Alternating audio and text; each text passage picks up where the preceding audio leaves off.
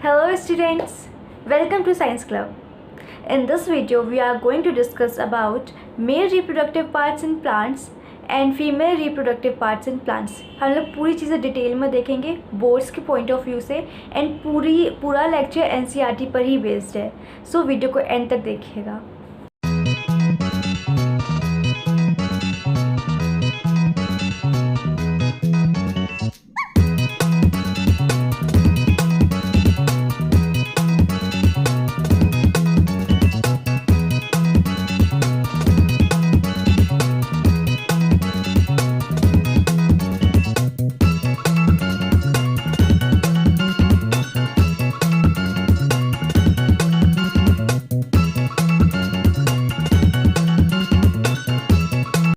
Last lecture में हम लोगों ने देखा था कि पूरा रिप्रोडक्शन 3 स्टेप्स में कवर होता है या कंप्लीट होता है. कौन कौन से 3 steps? Pre fertilization events, fertilization and post fertilization events. तो इस वीडियो में हम लोग देखेंगे प्री फर्टिलाइजेशन इवेंट्स, यानी कि प्लांट्स में रिप्रोडक्शन करने के लिए फर्टिलाइजेशन के पहले क्या क्या इवेंट्स कवर किए जाएंगे. लाइक गैमीट कैसे बनेंगे. पहले तो हम देखेंगे कि पार्ट्स कौन से होते हैं, मेल में कौन कौन से पार्ट्स होते हैं, फीमेल में कौन कौन से पार्ट्स होते हैं, फिर उनमें गैमीट्स का फॉर्मेशन कैसे होता है, ये सारी चीज़ें देखेंगे. Male reproductive part androecium. Androecium में हमें 3 चीज़ें पढ़नी है, stamen, microsporangia and pollen grain. ठीक है, तो पहले हम लोग स्टेमिन देखते हैं कि स्टेमिन क्या है. स्टेमिन में मेनली 2 पार्ट्स होते हैं, एक ऊपर एंथर और नीचे फिलामेंट. ठीक, एंथर वो पार्ट जहाँ पे पॉलन ग्रेन्स का फॉर्मेशन होता है एंड एक लंबी सी स्टॉक वो है फिलामेंट जो उसको कनेक्ट करती है फ्लावर से.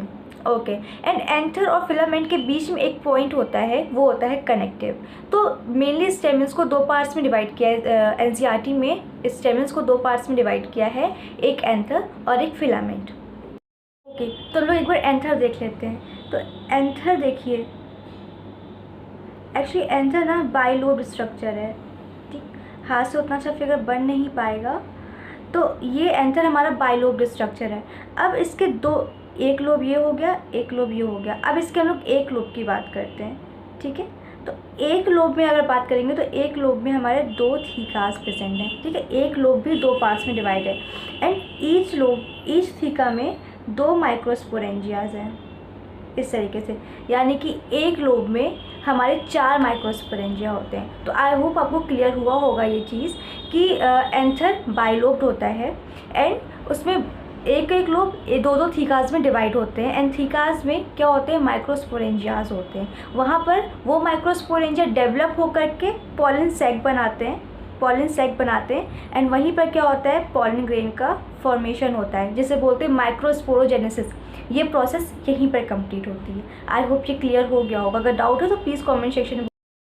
सो हम लोग ने एंथर देख लिया, स्टिग्मा देख लिया. अब हम लोग देखेंगे माइक्रोस्पोरेंजियम की स्ट्रक्चर. इसकी स्ट्रक्चर कैसी होती है? पहली बात तो ये सर्कुलर अपीयर होता है, लाइक बाहर से ये सर्कुलर आउटलाइन शो करता है एंड देन इसमें 4 लेयर होती हैं. देखते हैं कौन कौन सी. Epidermis, endothecium, middle layer, microspore mother cell, तो ये तो सेल्स हो गई, एंड टैपेटम. मेन लेयर्स कौन कौन सी होती हैं इसमें? Epidermis, endothecium, middle layer and tapetum. ये 4 लेयर इसमें मेन होती हैं. Outer layer is epidermis. उसके अंदर जो लेयर है सेकंड में आप देख सकते हो डायग्राम में, सेकंड लेयर में जो लेयर है वो है हमारी एंडोथीशियम. फिर थर्ड में है मिडिल लेयर एंड सबसे अंदर है हमारी टैपेटम. टैपेटम जो है वो एक तरीके से नरिशिंग टिश्यू है, जो सेल्स ग्रो हो रही होती हैं उसको नरिशमेंट देती है, फूड देती है. ठीक है, एंड देन ये हमारे पीछे microspore mother cell, red colour के डॉट्स जो आप देख रहे हैं, इनसे हमारे आगे पॉलन ग्रेन्स का फॉर्मेशन होता है, माइक्रोस्पोर्स का फॉर्मेशन. इसके बाद हम लोग देख लेते हैं स्पोरोजीनस टिश्यूज़ के बारे में. यंग एंथर में स्पोरोजीनस टिश्यू मिडिल में प्रेजेंट होते हैं, जैसे कि आप ये देख सकते हैं, स्पोरोजीनस टिश्यूज़ मिडिल में प्रेजेंट है. ठीक है, इसकी सेल कन्वर्ट होती हैं किसमें, माइक्रोस्पोर्स में या फिर पॉलन मदर सेल्स में. तो माइक्रोस्पोर्स या फिर पॉलन मदर सेल्स कहाँ से डेवलप होते हैं? वो होते हैं स्पोरोजीनस टिश्यू की सेल से। उनका डेवलपमेंट स्पोरोजीनस टिश्यूज़ की सेल से उनका डेवलपमेंट हुआ है। तो ये चीज़ ध्यान रखना है हम लोगों को कि पॉलन मदर सेल या फिर माइक्रोस्पोर्स का डेवलपमेंट कहाँ से हुआ है? स्पोरोजीनस टिश्यूज़ की सेल से मियोटिक डिवीजन के थ्रू हुआ है। ठीक है, I hope microsporangium and sporogenous tissues आपको क्लियर हो गया हो। See about microsporogenesis. What is microsporogenesis? Microsporogenesis is a process of formation of microspores from pollen mother cells by meiosis division. Okay, bye meiosis division. तो microsporogenesis क्या है? Microspores का formation यानी कि माइक्रोस्पोर्स का बनना पॉलन मदर सेल से meiosis division के बाद या मियोसिस डिवीजन से ही माइक्रोस्पोरोजेनेसिस कहलाता है। तो माइक्रोस्पोर यानी कि माइक्रोस्पोर्स एंड जेनेसिस यानी कि formation. So in short we can say microspores का फॉर्मेशन ही माइक्रोस्पोरोजेनेसिस कहलाता है। आई होप ये समझ में आया होगा। ये माइक्रोस्पोर्स जो होते हैं ये ग्रुप में बनते हैं and that group is microspore tetrad because ये 4 सेल्स के ग्रुप में साथ में बनते हैं। एक सेल से डिवीजन होता है एंड 4 माइक्रोस्पोर टेट्राड बनते हैं। इनका और डेवलपमेंट होता है जिससे मेल गैमेटोफाइट्स बनते हैं। मेल गैमेटोफाइट्स बोल सकते हैं या मैच्योर्ड पॉलन ग्रेन्स बोल सकते हैं। उनका फॉर्मेशन होता है इन्हीं माइक्रोस्पोर से। ठीक है, तो माइक्रोस्पोरोजेनेसिस में क्या होता है? पॉलन मदर सेल से माइक्रोस्पोर्स बनते हैं, माइक्रोस्पोर टेट्राड बनता है एंड उस माइक्रोस्पोर टेट्राड का डेवलपमेंट होता है एंड बनते हैं हमारे मेल गैमेटोफाइट और मैच्योर्ड पॉलन ग्रेन्स। अब ये मैच्योर्ड पॉलन ग्रेन्स कहाँ बनते हैं? एंथर के अंदर। ठीक है, तो जब एंथर का डिहेसेंस होता है, एंथर फट जाता है, तो उसके डिहेसेंस से ही माइक्रोस्पोर्स और we can see that pollen grains, matured pollen grains anther के बाहर जाते हैं एंड देन उनका पॉलिनेशन होता है।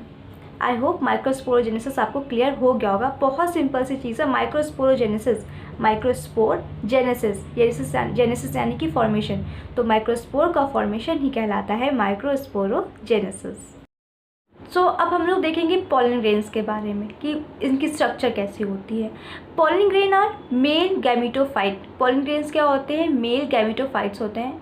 अभी हम लोग ये देख लेते हैं कि गैमेटोफाइट क्या है और गैमीट क्या है।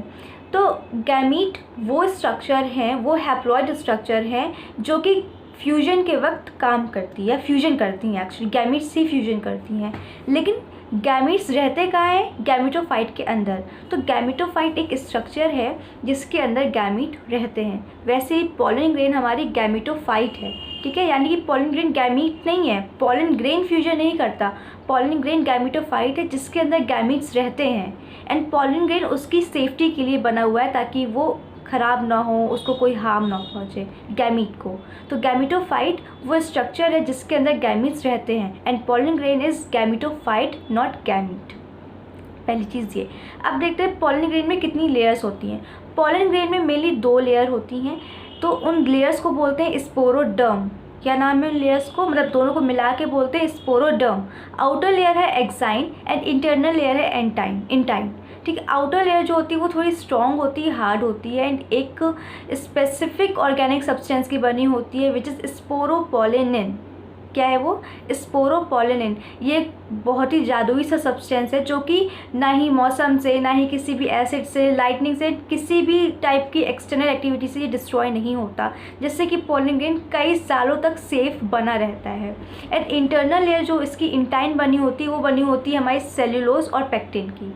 इंटरनल लेयर किसकी बनी होती है? सेल्यूलोज की और पेक्टिन की। आई होप दोनों लेयर समझ में आ गई होंगी। पॉलन ग्रेन्स में 2 लेयर होती हैं, एक्साइन एंड इंटाइन। एक्साइन बनी होती है स्पोरोपोलिनिन की जो स्ट्रॉन्ग होती है एंड इनर लेयर किसकी बनी होती है? सेल्यूलोज की और पेक्टिन की। क्लियर हो गया? अब हम लोग देख लेते हैं development of male gametophyte. Gametophyte में मेनली 2 सेल्स होती हैं, vegetative cell and generative cell. कौन कौन सी? Vegetative cell and generative cell.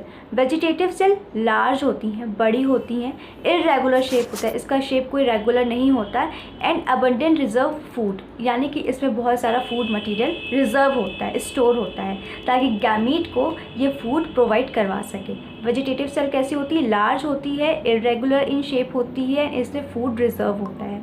And second cell is generative cell. ये स्मॉल होती है, स्मॉल होने के साथ साथ इसका शेप कैसा होता है? स्पिंडल शेप इसका शेप होता है और ये रहती कहाँ है? वेजिटेटिव सेल के साइटोप्लाज्म में। एक वेजिटेटिव सेल है, वेजिटेटिव सेल बड़ी है, उसमें साइटोप्लाज्म है, उस साइटोप्लाज्म के अंदर जनरेटिव सेल रहता है। बात समझ में आई ना? वेजिटेटिव सेल के साइटोप्लाज्म के अंदर जनरेटिव सेल। इन सब चीज़ों को सोचो, इमेजिन करो। फिगर भी दिख रहा है आपको, बट वेजिटेटिव सेल, उसका साइटोप्लाज्म है और उसके अंदर जनरेटिव सेल है। आई होप ये भी क्लियर हो गया होगा।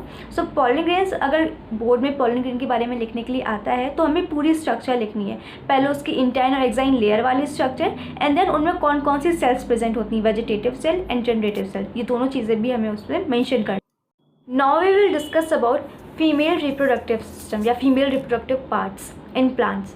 तो इनमें भी मेनली 3 पार्ट्स के बारे में हमें पढ़ना है। पहला pistil, and then microsporangium that is ovule, and then last में एम्ब्रियोसेक। इन तीनों स्ट्रक्चर्स के बारे में हम लोग को इसमें डिटेल में पढ़ना है। पहली स्ट्रक्चर है हमारी पिस्टिल, ठीक।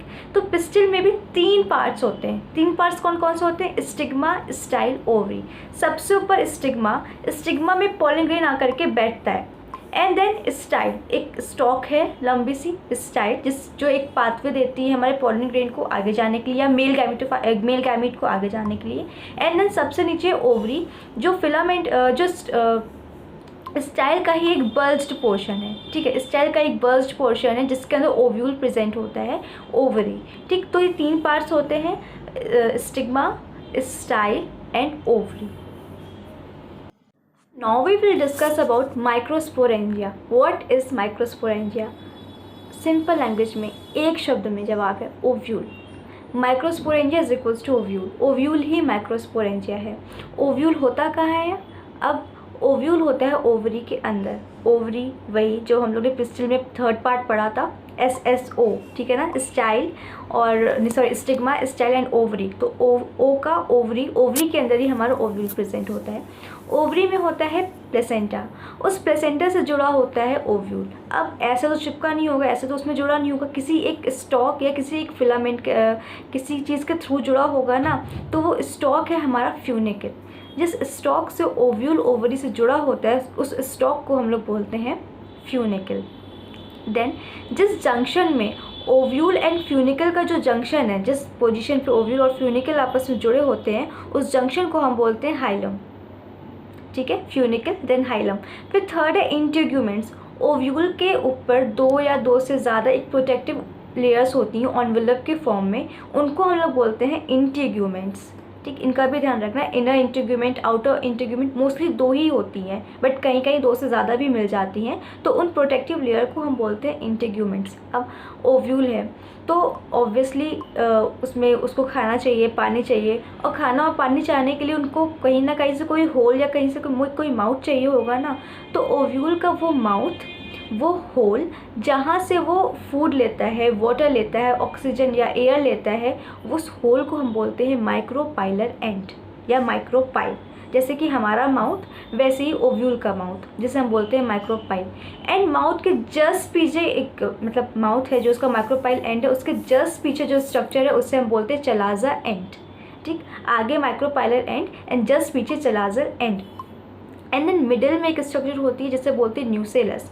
न्यूसेलस में फूड को रिजर्व किया जाता है, रिजर्व फूड वहाँ पे स्टोर रहता है। अब जब हम लोग आगे एंडोस्पर्म वगैरह पढ़ेंगे तब वहाँ पे हम इसको और डिटेल में जानेंगे कि रिजर्व फूड कैसे रिजर्व रहता है, क्या सब, बट न्यूसेलस में फूड रिजर्व होता है। आई होप ये समझ में आ गया होगा आपको कि माइक्रोस्पोरेंजिया क्या है एंड ओव्यूल क्या है, इसकी स्ट्रक्चर कैसी है। फिगर में आप सब देख भी सकते हैं कि कैसे। अब हम लोग पढ़ेंगे मेगा स्पोरोजेनेसिस। जैसे हम लोग ने माइक्रोस्पोरोजेनेसिस पढ़ा था मेल पार्ट में, वैसे ही हम लोग पढ़ेंगे मेगा स्पोरोजेनेसिस, जो कि हम पढ़ेंगे फीमेल पार्ट में। तो माइक्रो स्पोरोजेनेसिस में क्या था? माइक्रोस्पोर्स का फॉर्मेशन, वैसे ही मेगा स्पोरोजेनेसिस है मेगा स्पोर्स का फॉर्मेशन। मेगा स्पोर्स का फॉर्मेशन ही मेगा स्पोरोजेनेसिस कहलाता है। एंड द पॉइंट इज़ कि इसमें डिवीजन कौन सा होता है? इसमें भी सेम डिवीजन होता है, मियोटिक डिवीजन, मियोसिक या मियोटिक डिवीजन आप बोल सकते हो। इसमें भी वही सेम डिवीजन होता है। फ़र्क क्या होता है यहाँ पर? वहाँ पर एक सेल से 4 सेल्स बनती थी, यहाँ पर भी एक सेल से 4 सेल्स ही बनेंगी, बट वहाँ पे चारों सेल का डेवलपमेंट होता था पॉलिन ग्रेन्स में, चारों सेल्स मैच्योर्ड पॉलिन ग्रेन बनती थी। बट यहाँ पर 4 सेल में से सिर्फ एक सेल ही मैच्योर्ड मेगा स्पोर बनेगी, बाकी की 3 सेल्स डीजनरेट हो जाएंगी। ठीक, तो मेगा स्पोरोजेनेसिस में क्या होता है, formation of megaspores by meiotic division और by megaspore mother cell. Megaspore mother cell के द्वारा मियोटिक डिवीजन से मेगा स्पोर्स का फॉर्मेशन होता है। यहाँ पे 4 सेल्स का फॉर्मेशन होता है। 4 सेल्स में एक सेल उसका आगे डेवलपमेंट होता है एंड बाकी के जो 3 सेल्स होती हैं वो क्या हो जाती हैं, डीजनरेट हो जाती हैं। आई होप आपको ये समझ में आ गया होगा। ठीक है, आगे की जो जो एक सेल है उसका मेल गैमेटोफाइट और एम्ब्रियोसेक में डेवलपमेंट होता है, बाकी की 3 सेल्स डीजनरेट हो जाती हैं, ख़त्म हो जाती हैं। तो ये था हमारा फीमेल गैमेटोफाइट या फीमेल मेगा स्पोरोजेनेसिस था अभी ये मेगा स्पोरोजेनेसिस। अगले वीडियो में हम लोग पढ़ेंगे फीमेल गैमेटोफाइट के बारे में और पढ़ेंगे पॉलिनेशन के बारे में। सो आई होप ये आपको क्लियर हो गया होगा। अगर कोई डाउट है, कोई कन्फ्यूजन है तो प्लीज़ कमेंट बॉक्स में बोलिएगा। I will try to answer them. And please like और शेयर करना बिल्कुल भी मत भूलिएगा, बिकॉज बहुत मेहनत लगती है वीडियोज़ बनाने में। आप जितना लाइक करोगे, जितने शेयर करोगे एंड सब्सक्राइबर्स बढ़ेंगे, मेरा मोटिवेशन उतना ही बढ़ता जाएगा एंड डे बाई डे मेरा और मन करेगा नए नए वीडियोज़ बनाने के लिए और आपकी हेल्प करने के लिए। तो प्लीज़ गाइज शेयर और सब्सक्राइब करना बिल्कुल भी मत भूलिएगा। Success is the sum of all efforts, repeated efforts. Success क्या है, सक्सेस एक बार में नहीं आ जाती है। सक्सेस लाने के लिए, कुछ जीतने के लिए, कुछ पाने के लिए छोटे छोटे एफर्ट्स को करना पड़ता है, बार बार करना पड़ता है। एक बार के एफर्ट से नहीं आता। जब कोई चीज़ को आपको सक्सेस, किसी चीज़ के लिए सक्सेस लेनी है तो उसके लिए बार बार छोटे छोटे एफर्ट्स करने पड़ते हैं एंड फाइनली आपको सक्सेस मिल ही जाती है अगर आपने मन से एफर्ट किया है। तो कभी हार मत मानिए। अगर कुछ प्रॉब्लम होती है तो बार बार एफर्ट कीजिए एंड आपको भी सक्सेस ज़रूर मिलेगी।